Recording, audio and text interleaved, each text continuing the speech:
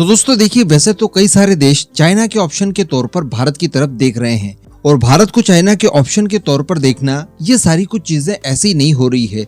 भारत के पास एक skilled workforce है। भारत के अंदर मैन्युफैक्चरिंग करने के लिए वो सारे रिसोर्सेज मौजूद हैं जो कि किसी भी सेक्टर को मैन्युफैक्चरिंग के लिए चाहिए होते हैं।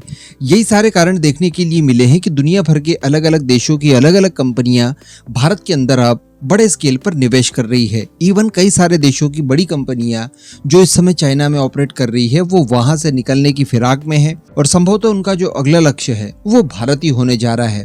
इस संबंध में हम लोगों ने पास्ट में बहुत सारी बातें की थी, जब ताइवान की तरफ से भारत को लेकर कई सारी बातचीत की गई थी। एक्चुअली ताइवान बड़े स्केल पर भारत के अंदर मैन्युफैक्चरिंग यूनिट्स को सेटअप करना चाहता है। उसकी कई सारी बड़ी और नामची कंपनियां जो कि इस समय चाइना के अंदर ऑपरेट कर रही है, जिनका फ्यूचर काफी डार्क दिखाई दे रहा है, वो वहां से निकलकर भारत आना चाहती है। इससे उन्हें भी फायदा है, क्योंकि हम लोग पास्ट में ये भी डिस्कस कर चुके हैं, सभी हम जानते भी हैं कि भारत में किसी भी प्रोडक्ट को मैन्युफैक्चर करना दुनिया के बाकी देशों की तुलना में बहुत ज्यादा सस्ता पड़ता है।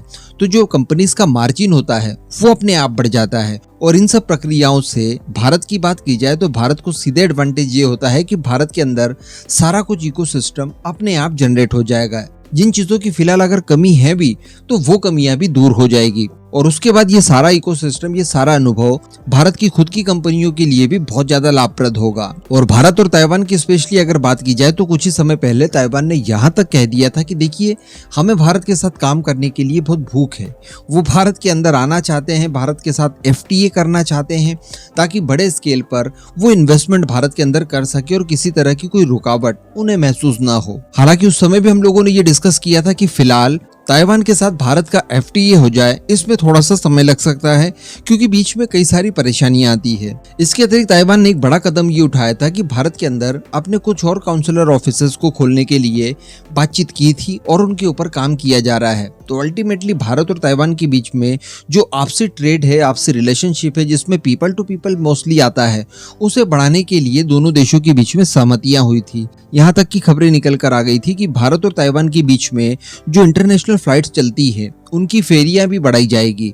यानी मान लीजिए कि 2 फ्लाइट्स भारत से ताइवान रोज जाती है और 2 ताइवान से भारत आती है, तो इनके राउंड्स बढ़ा दिए जाएंगे। आने वाले समय में शायद 10 राउंड भारत और ताइवान के बीच में लगाए जाएंगे। तो इस तरह की चीजें क्यों बढ़ाई जा रही थी, अब इसको लेकर कुछ क्लैरिटी सामने निकल कर आई है। दरअसल बताया जा रहा है कि भारत और ताइवान के बीच में कुछ मसौदे तैयार हुए हैं, जिन मसौदों को अभी पब्लिक डोमेन में नहीं रखा गया है, शर्तें नहीं बताई गई है, लेकिन इसके तहत जो भारत और ताइवान के बीच में डील हुई है, उसमें बताया जा रहा है कि भारत की एक बड़ी वर्कफोर्स अब ताइवान जाएगी और ताइवान जाकर काम करना शुरू करेगी। और शुरुआती आंकड़ों के तौर पर बताया जा रहा है कि 68,000 के नंबर्स में भारत के लोग ताइवान जाएंगे काम करने के लिए। हम सभी जानते हैं कि दुनिया भर को वर्कफोर्स अवेलेबल करवाने के लिए भारत का नाम काफी ऊपर आता है। यूरोप हो या फिर मिडिल ईस्ट के देश हो, इन सभी में स्किल्ड वर्कफोर्स भेजने का काम भारत बड़े स्केल पर करता है और इससे भारत को भी फायदा होता है। भारत के लोगों को रोजगार मिल जाता है, क्योंकि हमारी पॉपुलेशन बहुत ज्यादा है। इन सभी के लिए रोजगार अरेंज करना भारत के अंदर ही काफी डिफिकल्ट है। तो इस तरह से माइग्रेशन जब होता है तो इस माध्यम से काफी बर्डन भारत के ऊपर से कम हो जाता है। और दूसरी बात कि ये लोग जब विदेशों में जाते हैं, वहां पर काम करते हैं, वहां से पैसा अपनी बचत का जब भारत भेजते हैं, तो रेमिटेंस के तौर पर भारतीय इकोनॉमी को अच्छा खासा बूस्ट मिलता है। तो बताया जा रहा है कि अब यूरोप, अमेरिका और मिडिल ईस्ट के बाद भारतीय लेबर्स की जो बड़ी डेस्टिनी होगी वो होगी ताइवान। इसके पीछे का कारण बताया जा रहा है ताइवान की कम पॉपुलेशन होना।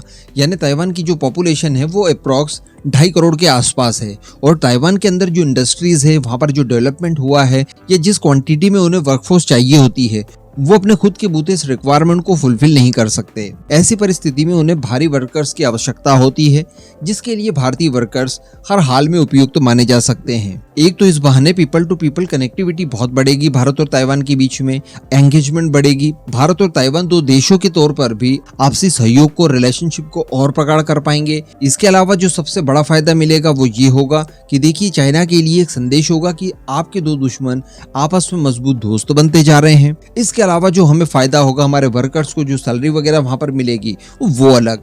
शुरुआती तौर पर ये बताया जा रहा है कि ताइवान के अंदर जो पे स्केल है वो भी काफी अच्छा दिया जाता है। ताइवान के अंदर जो न्यूनतम पेमेंट दिया जाता है मजदूरों को वो होता है 26,400 ताइवानी डॉलर्स।